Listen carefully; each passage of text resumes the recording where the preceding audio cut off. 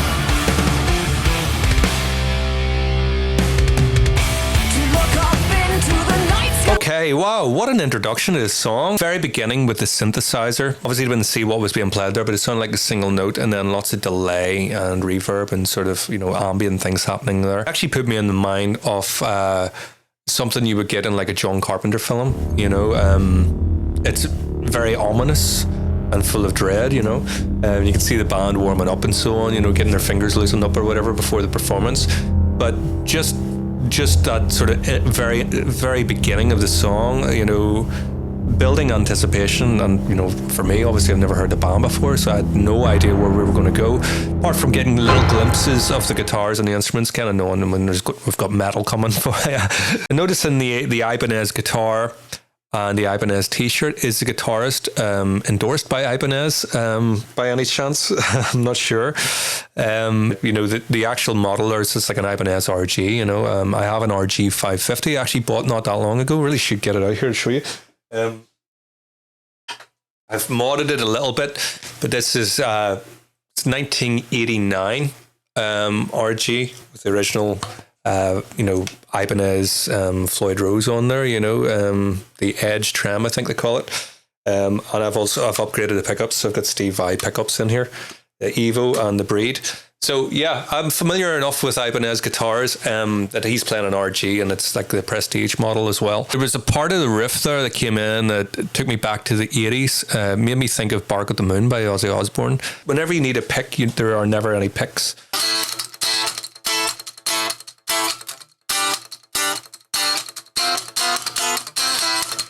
It kind of reminded me of that riff a little bit there, whatever they were playing. So there's obviously influence from like 80s rock going on there. Very thrashy elements coming in as well,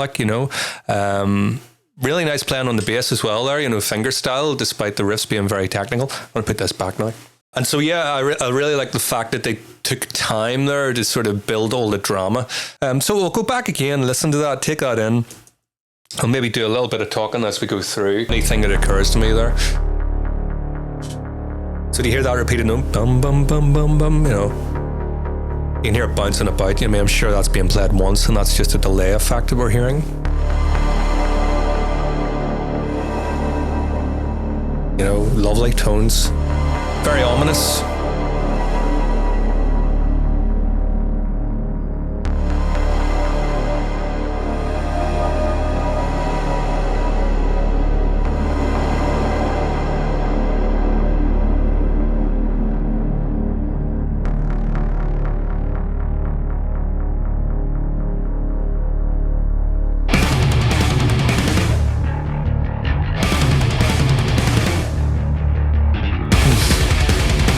Also getting a bit of Testament vibes there.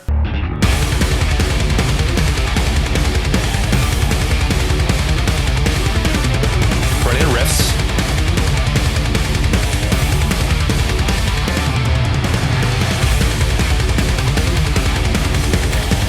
Big thrash vibes. Late 80s, early 90s thrash vibes. Harmonies. There's that riff I was telling you about.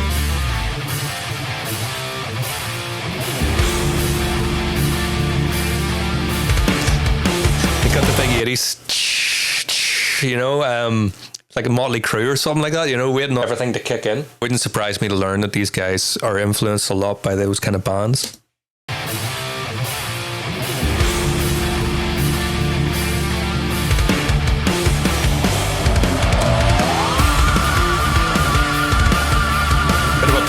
Vocal going on here.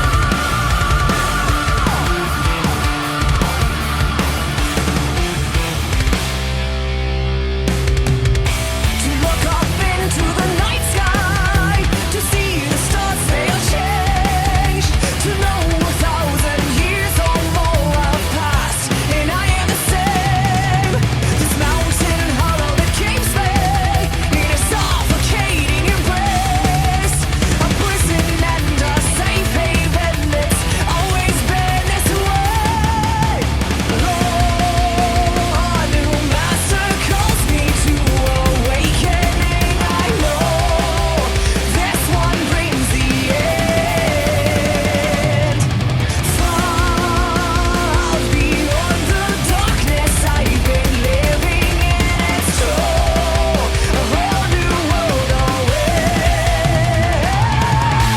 Stare like your sunshine through eyes, leading my way in the night. Once again, remind us to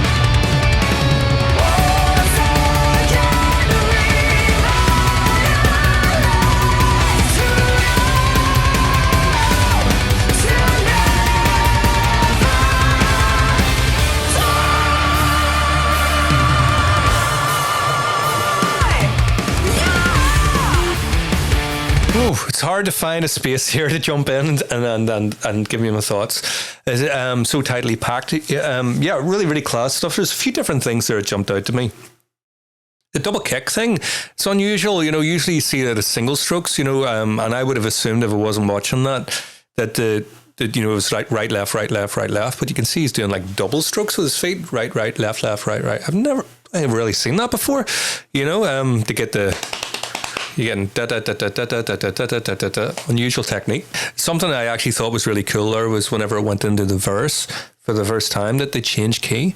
You know, so the whole introduction thing that set up the music, kind of expected when the singing came in to go on top of what had already been established.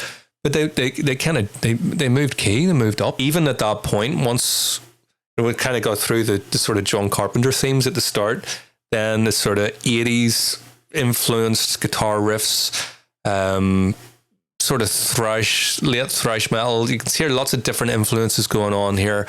Then the sort of more theatrical vocal coming in. You're being bombarded sort of with different influences, really. And then whenever the thing comes in, they shift it up. It's really, really good. So as I said, it's a full band playthrough.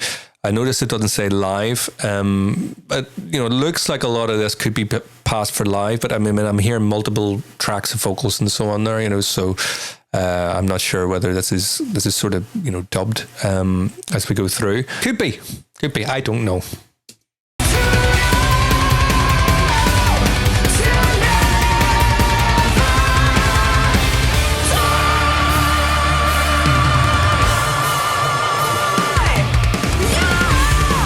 It certainly looks live. It certainly does look live. Like, I mean, I guess those extra things that we're hearing could be done in post, you know, after the video's being done. You know, go in and re-record different bits and layer things up.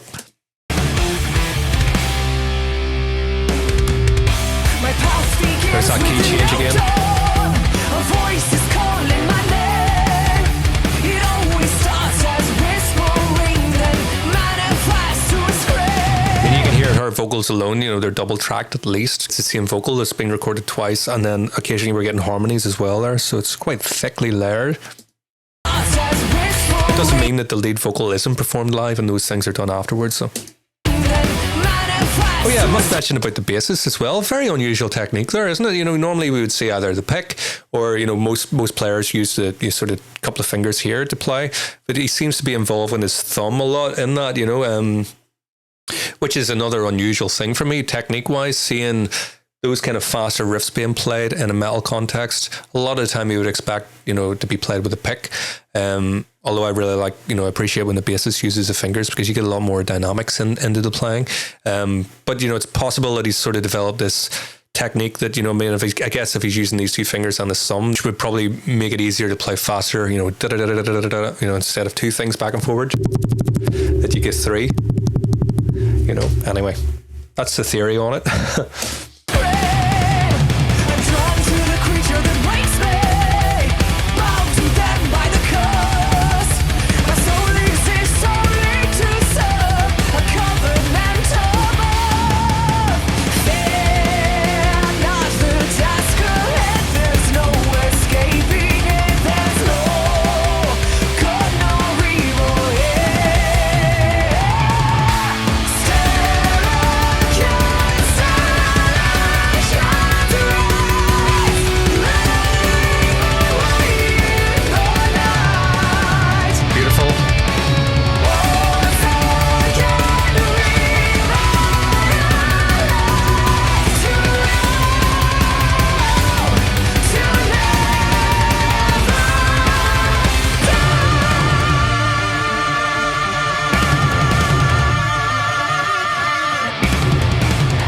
See a guitar solo here, aren't we?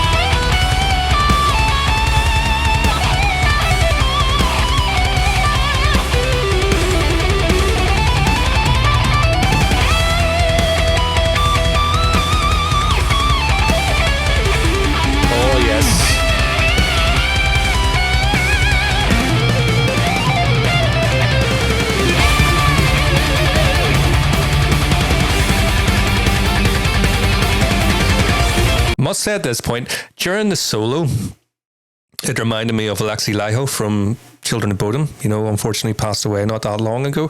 But, you know, Alexei obviously was ridiculously talented, you know. But big Children of Bodom vibes, not only in the solo, but that bit that just came out into the thrash, the sort of fast thrash stuff with that sort of melodic, it's almost like a melodic death kind of thing that Children of Bodom had going on. Certainly in the older sort of stuff, like Follow the Reaper, you know, that album, which is way back, you know, probably 20 years ago now. But yeah, I wanted to mention that there as it jumped out to me. Insane soloing, by the way, all the tapping, really clean. You know, it's very difficult to tap across all 6 strings like that, you know. You're covering the whole fretboard to not get lots of string noise and stuff in there, you know. I don't know, and you can see he's using one of these sort of Grove Gear things, you know. I have one of those as well. It's like a string dampener. Before it was kind of cool to have those on your guitar, you know. You would wrap a sock or something around the end of your guitar when you're in the recording studio to dampen the strings, you know, especially when you've got overdrive. Guitarists out there will know what I'm talking about.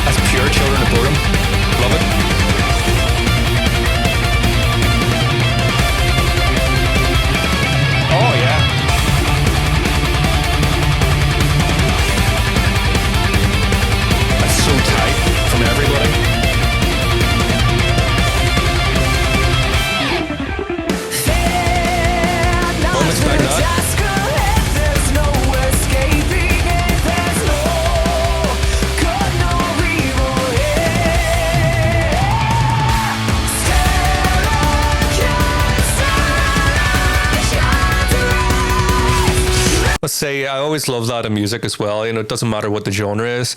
There's something nice whenever things move in opposite directions. You call that contramotion. Where something's rising and something's falling at the same time. You can hear as the melody is climbing, the harmony and the instruments are going down. I love that things moving in the opposite direction there.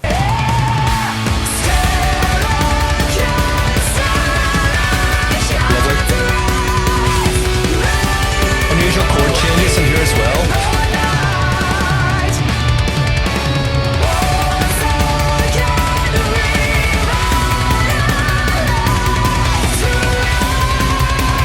It's a nice chord. On that one. Oh.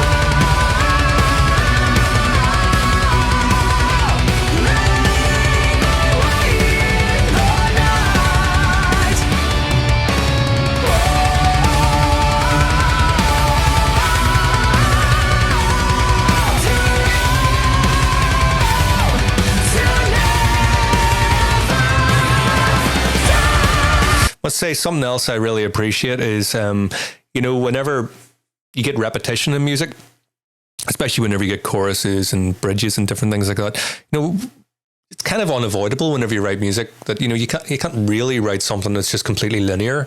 You can, and there are artists out there that do it, but they don't attract a big following. It's probably the sort of more muso people and types about like that kind of music. It just goes off at different tangents, it's sort of through form music, I feel like.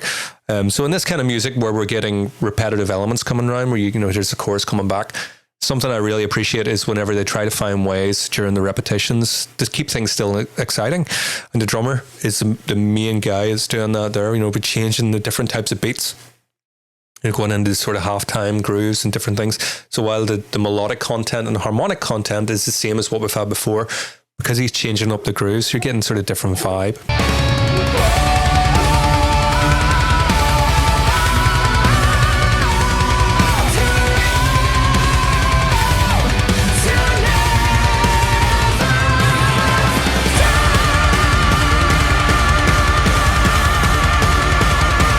She has a really strong vocal.